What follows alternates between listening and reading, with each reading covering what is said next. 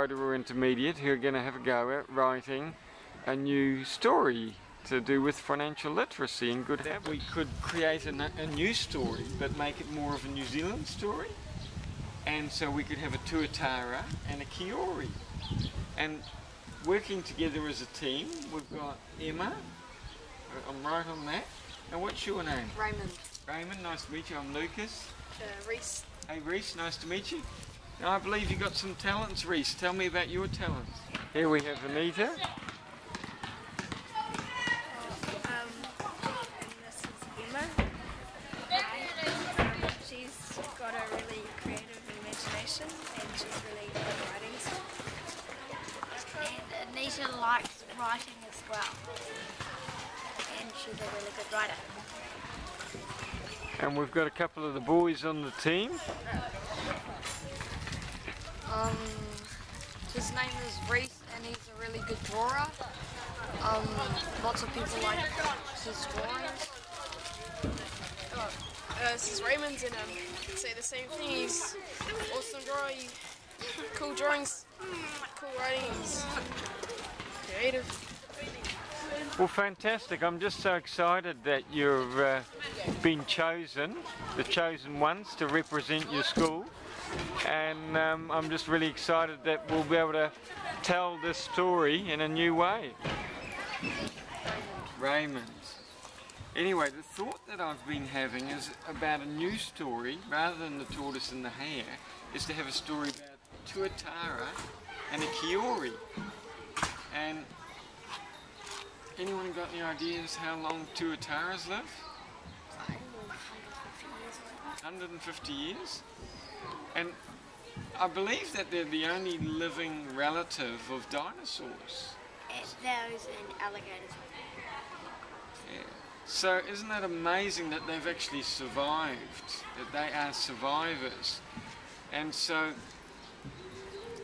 when we could have sort of a race between a tuatara and a kiori, and that the tuatara is displaying some really good habits, like reading, thinking, you know, working hard, saving his money, and that the kiori on the other side, that, you know, he's going to the casino, gambling all his money, drinking tequila and smoking marijuana cigars, you know, so that we've got the contrast of what the good habits are doing for the tuatara, and you know that the kiori is sort of wasting his life. I've also asked a school up in Whangarei to have a go at this as well, and basically I wanted to create sort of a competition between schools where little teams like yourself are having a go at writing and telling a story, and using the resources from my website to study those resources from the 13habits.org website to sort of think about, you know, what are good habits, and, you know, and the reflection of, I just feel it would be a wonderful New Zealand book to have a tuatari and a kiori. So would it sort of be like the, I think it's, I'm not sure what the series is, but it's called the Tuatara and the Skink. Yeah, a little bit like that one, yeah, it would be a bit like that. Except the kiori's a bit...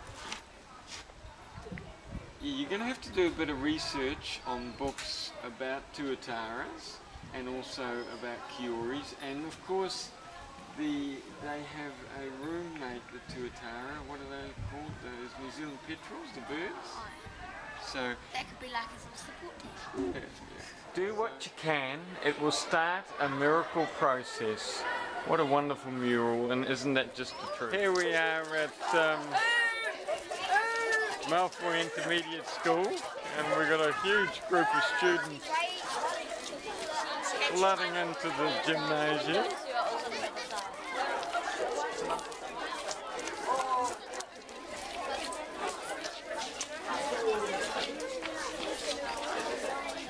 Everyone's asking about where are the free books.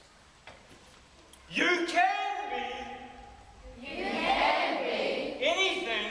Anything. You want to be. You want to be. If it's to be. If it's to be. Now, who likes going to the movies? Anyone enjoy the movies? Now, there's a local guy from New Zealand. What was his name? Peter Jackson. What were the movies he did? Lord of the Rings. Lord of the Rings. What other movies did he do?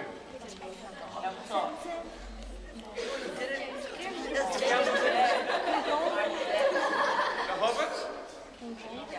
King Kong. District 9? I'm not aware of that one, but sounds interesting. That's a very good one. All right, can you put her in again? Now, does anyone know how old Peter Jackson was when he first started making movies? He liked making movies lots. I hear 13. I think he was sort of your guys' ages when he first started making movies. So what did Peter Jackson actually do? He found his, find your, rule number 1. I hear passion. Who said passion? With the talk we've had this morning as a team and listened to, it applies really strongly to what we're doing across the school and in classes. We're trying to encourage our students to be reflective, and they need this skill in order to change, to recognise what habits they do have and then change their habits to habits that are going to help them to achieve success in life. We ask the students to have a broader vision instead of sort of seeing life from that limited little view they have, but actually through talking and meeting with the global community, through sharing ideas with others, they can actually broaden their visions and their horizons for their future and open doors for themselves. We really push the part of having learning conversations to, and it sounds funny, we say have learning conversations because we're striving to make them independent learners, but they need to have an understanding that independent doesn't mean you're in an insular box and you're staying by yourself and only you can succeed, but independent learners are knowing where to go for help, where to seek what you need, which tied in beautifully this morning with the talk about having a higher view of life if you're standing on somebody else's shoulder. So actually striving to learn and seeing what resources you do need and actually looking for those resources. So yeah, so as a school, your talk this morning put into different language but actually made the kids aware of just how many people in society have actually used those thoughts and those abilities to achieve success in life, like Bill Gates and the other people who've spoken. Eventually from Rotorua Intermediate School, I teach a Year 7 accelerate class. As part of our maths program, we use a series which is throughout the schools called Figure It Out. And what we've found using this book is that you need a high rate of literacy to be able to understand them. Not maths literacy, but actual written and be able to read very, very clearly to understand what's being asked. So as a classroom teacher, what I ask the students to do is to never attempt these books on their own, but actually work with a partner so that they can share ideas, discuss what they think the question is asking them, and then how they could possibly go about solving it. This is really the best way to approach these books, because otherwise, with a child's limited and personal vision, it can be very hard for them to actually determine what the book's asking of them.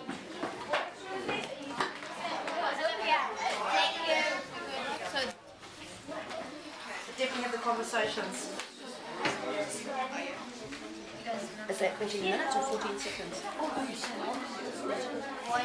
So you're not sure, your voice went up at the end, so you're not sure. So you look back and see, is it 14 minutes, is it 14 hours, or is it 14 seconds? Talking with Colin Watkins at Westbrook School here in Rotorua. Together we learn, and of course he'd love to be involved in our project and love me to come back with books next year, so we just got to find him a sponsor so all the children can read aloud together with their parents.